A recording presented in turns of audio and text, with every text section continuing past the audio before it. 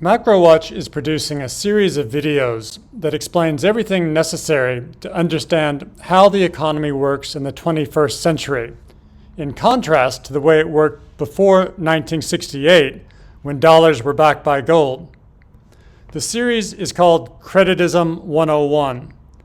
This video, the fifth in the series, shows that when the United States stopped backing dollars with gold, that change enabled the U.S. government to borrow on a scale that was enormous compared with the amounts it had borrowed before 1968. Over the past half-century, the government's power to spend seemingly limitless amounts of money has allowed the government to direct the economy at the macroeconomic level. More than that, it has shaped the course of history. This explosion of government spending has played a leading role in the evolution of capitalism into creditism, as well as being one of the most striking pieces of evidence that a transformation of our economic system has occurred. This video will focus on 8 consecutive periods between 1914, when the Federal Reserve began operations, and 2023, to illustrate the magnitude of the change that occurred after 1968. These are the same 8 periods used in the previous video, money creation since 1914. The first period covers 1914 to 1920, the years immediately before and after the United States' involvement in World War I. During this period, the annual increase in government debt peaked in 1919 at $13 billion. Government debt rose from $1 billion in 1914 to $24 billion in 1920.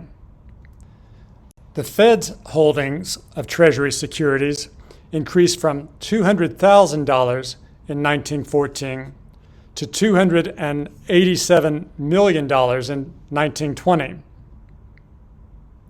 This chart shows that the Fed's ownership of Treasury securities increased from near 0% of the total in 1914 to 4% of the Treasury securities outstanding in 1917.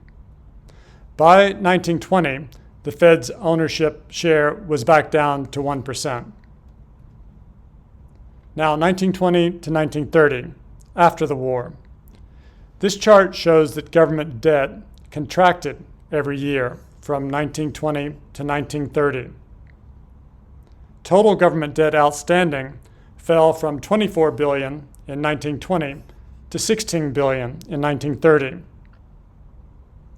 Between 1920 and 1930, the Fed's holdings of Treasury securities increased from $287 million to $686 million. The Fed's ownership of Treasury securities increased from 1% of the total in 1920 to 4% in 1930. Now, 1930 to 1941, the Great Depression. Government debt increased every year during the Great Depression, with the largest annual increase occurring in 1940 at $10 billion. The increase in government debt was largely due to the collapse of government revenues, since the economy shrank by 45% between 1929 and 1933. Government debt outstanding increased from $16 billion in 1930 to $57 billion in 1941. Between 1930 and 1941, the Fed's holdings of Treasury securities increased from $686 million to $2.3 billion, with the largest increase occurring between 1931, when they were $775 million, and 1933, by which time they'd grown to $2.4 billion. The Fed's ownership share of Treasury securities jumped from 4% in 1930 to as high as 11% in 1933, before moving back down to 4% in 1941. Now, 1941 to 1945, World War II. The annual increase in government debt was much larger in World War II than during World War I. The largest annual increase was $63 billion in 1943, compared with a peak increase of $13 billion in 1919. Total government debt surged from $57 billion in 1941 to $260 billion in 1945. During World War II, the Fed increased its holdings of Treasury Securities from $2.4 billion in 1941 to $19.4 billion in 1945. The Fed's ownership share of Treasury Securities climbed from 4% of the total in 1941 to 9% in 1944, before moving back down to 7% in 1945. Next, 1945 to 1971, the Bretton Woods era. After the war, between 1946 and 1959, government debt rose in some years and contracted in other years, rising by an average of $2 billion a year. From 1960 to 1971, however, government debt rose much more rapidly, by an average of $10 billion a year. Between 1945 and 1959, government debt rose from $260 billion to just $287 billion. By 1971, however, it had jumped to $408 billion. The Fed's holdings of Treasury securities rose from $19 billion in 1945 to $26.6 billion in 1959. Holdings then surged to $69 billion in 1971. The large increase from 1960 to 1971 indicates that the Fed helped the government finance the large increase in government debt during those years. In 1945, the Fed owned 7% of all Treasury securities. By 1959, that increased to 9%. After that, its share jumped to 17% in 1971. From 1914 up until 1968, the Fed had held enough gold to back all the money it created. But it created so much money during the 1960s that by 1968, it no longer had enough gold to continue creating additional money. In 1968, the Fed's gold cover ratio fell to the lowest level permitted by law, 25%. At that point, Congress changed the law so that the Fed was no longer required to hold any gold to back the money it created. Afterward, the Fed was free to create as much money as it pleased. That change fundamentally altered the nature of our economic system. Now, 1971 to 2007. After the Bretton Woods system collapsed in 1971, government debt exploded. At the peak of World War II, the increase in government debt was highest in 1943 at $63 billion. That record was surpassed in 1976, when government debt increased by $87 billion. It's increased by more than that nearly every year since. The largest annual increase between 1971 and 2007 occurred in 2004 at $595 billion, nearly 10 times the increase in 1943.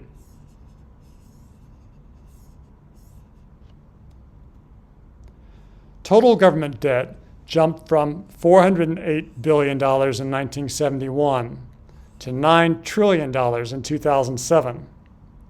The Fed helped finance the increase in government debt by acquiring Treasury securities. When the Fed creates money and uses it to buy government debt, that's called monetizing the debt. The Fed's holdings of Treasury securities jumped more than tenfold between 1971 to 2007, from $69 billion to $740 billion. If the Fed had still been required to hold gold to back the money it created, it wouldn't have been able to create any more money after 1968. Instead, it created $690 billion between 1968 and 2007, and it was just getting started. Even though the Fed's holdings of Treasury securities rose sharply in dollar terms, its ownership share declined from 17% of the total in 1971 to 8% in 2007. The reasons behind this decline will be discussed later in this presentation. Now, 2007 to 2014, the crisis of 2008. Government debt grew by $500 billion in 2007. The following year, when the crisis of 2008 erupted, it increased by twice as much, $1 trillion. And in 2009, it jumped by $1.9 trillion. From 2008 to 2014, government debt increased by an average of $1.3 trillion a year. Government debt outstanding doubled from $9 trillion in 2007 to $18 trillion in 2014. To help fund the government's aggressive fiscal policy response to the crisis of 2008, the Fed increased its holdings of Treasury securities from $740 billion in 2007 to $2.6 trillion in 2014. During this period, the Fed not only created money to buy Treasury securities, it also created money to buy $1.7 trillion of mortgage-backed securities. This also helped to finance the government's surging debt because the people the Fed bought the mortgage-backed securities from received $1.7 trillion, much of which they reinvested in Treasury securities. In 2007, the Fed owned 8% of all Treasury securities. By 2014, this had increased to 15%. Now, 2014 to 2023, the COVID pandemic. When COVID hit, government debt soared by $4.2 trillion in 2020, more than doubling the previous peak increase of $1.9 trillion in 2009. During the 4 years encompassing 2020 to 2023, government debt increased by an average of $2.6 trillion a year. Total government debt jumped from $18 trillion in 2014 to $33 trillion in 2023. To help finance the government's fiscal policy response to the COVID pandemic, the Fed increased its holdings of Treasury securities from $2.3 trillion in 2019 to $5.7 trillion at the peak in 2021. The Fed also increased its holdings of mortgage-backed securities by an additional $900 billion, above the 2014 level, to $2.6 trillion in 2022. Between 2014 and the peak in 2021, the Fed's holdings of Treasury securities increased from $2.6 trillion to $5.7 trillion. This figure was reduced to $4.8 trillion by the end of 2023 due to quantitative tightening. The Fed's ownership share of Treasury securities went from 15% in 2014 to 10% in 2019 to 20% in 2021, then back down to 15% in 2023. So above, we've seen that the Fed has owned a large percentage of Treasury securities outstanding at numerous times. 11% in 1933, 17% in 1970, and 20% in 2021. But the importance of money creation in making the surge in government debt possible is much, much more significant than these percentages suggest. First of all, recall that in 1968, the Fed no longer had enough gold to create any more gold-backed money. The Fed owned $53 billion of Treasury securities at the end of 1968. At the peak in 2021, the Fed owned $5.653 trillion of Treasury securities. That means if the Fed had been required to continue backing the money it created with gold, it couldn't have bought the $5.6 trillion of Treasury securities that it did buy after 1968. Without these Fed purchases, it would have been impossible for the government to increase its debt by nearly $33 trillion between 1968 and now. At the end of the previous video, I showed that the Fed is not alone in creating enormous amounts of money. All the major central banks are. Likewise, the Fed is not alone in creating money and using it to buy U.S. Treasury securities. Central banks all around the world are creating money and using it to buy U.S. Treasury securities. The next charts will explain how that came about. This chart shows the amount of U.S. Treasury securities owned by the rest of the world, meaning other countries. The rest of the world's holdings of Treasury securities increased from $20 billion in 1970 to $8 trillion at the end of last year. Where did the rest of the world get the $8 trillion they used to buy U.S. Treasury securities? They got those dollars as a result of their trade surplus with the United States. The cumulative U.S. current account deficit since 1971 has been $15 trillion. That deficit transformed the world because the rest of the world received $15 trillion they wouldn't have received had money continued to be backed by gold. As explained in the third video in this series, when money was backed by gold, trade between nations had to balance. The rest of the world used $8 trillion out of the $15 trillion they received from their trade surplus to buy U.S. Treasury securities. If trade had remained in balance, as it must have if the U.S. had continued to back dollars with gold, then the rest of the world wouldn't have had this money or been able to buy Treasury securities on a trillion-dollar scale. It's likely that the central banks of the trade surplus countries own almost all of the U.S. Treasury securities bought by the rest of the world. This chart shows total foreign exchange reserves in the world. They increased from $90 billion in 1970 to nearly $15 trillion in 2023. Central banks own the FX reserves. They obtain them by creating their own currencies and using that money to buy the foreign money, mostly US dollars, coming into their countries as a result of their trade surpluses.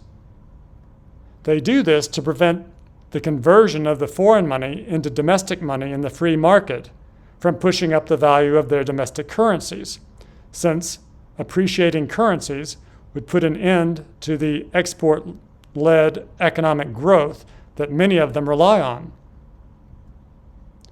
When money had to be backed by gold, up until 1971 when the Bretton Woods system broke down, foreign central banks couldn't create their own money on a large scale.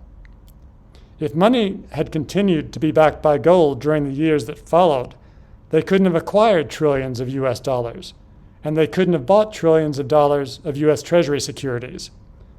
But when money ceased to be backed by gold, they could do all those things. This allowed the rest of the world, mostly central banks, to acquire $8 trillion of US Treasury securities that they own today. Now the rest of the world owns more Treasury securities than the Fed does, and they have every year since 1977. The rest of the world owns $8 trillion of US Treasury securities now, whereas the Fed owns only $4.8 trillion of them. Combined, the Fed and the rest of the world own $12.8 trillion of Treasury securities as of the end of last year. That's up from just $82 billion of Treasury securities in 1970. That amounts to 39% of all U.S. Treasury securities outstanding. In 2014, they owned an even larger share of the total, 49%. So the rest of the world in green owns 24% of the total. The Fed owns 15% of all Treasury securities. And notice when Bretton Woods broke down in 1971, there was a very sudden jump in the ownership share of the rest of the world of U.S. Treasury securities, and has grown most years since then. It would have been impossible for the U.S. government to increase its debt by nearly $33 trillion after 1970 if the Fed and the rest of the world together had not purchased nearly $13 trillion, or 39% of that amount. Finally, it's important to understand also that the private sector in the U.S. that acquired most of the remaining Treasury securities would not have had the money to buy those bonds had the Fed not created so much money after 1968. When the Fed buys a bond, it pays for it by making a deposit into the reserve account of the bank from which it bought the bond. The act of making that deposit creates money in the form of bank reserves. The more bank reserves the Fed creates, the more credit the banking sector can create through the mechanics of fractional reserve banking. The Fed created so many bank reserves that the banking sector was able to create extraordinary amounts of credit. Much of the credit the banking sector created provided the funds that allowed the private sector to buy the government bonds they own today. This process will be explained more fully in a later video. The bottom line is this: had the United States continued to back dollars with gold, it would have been impossible for the government to borrow all of the money it has borrowed since 1968. Neither the Fed, nor the rest of the world, nor the private sector in the U.S. would have had enough money to finance the government's borrowing. Imagine how different the world would be today if the U.S. government had spent $33 trillion less over the last half century. That's the way the world would have looked had capitalism survived. That's not the world we live in. Our world was built on trillions and trillions of dollars of credit, the credit that creditism made possible.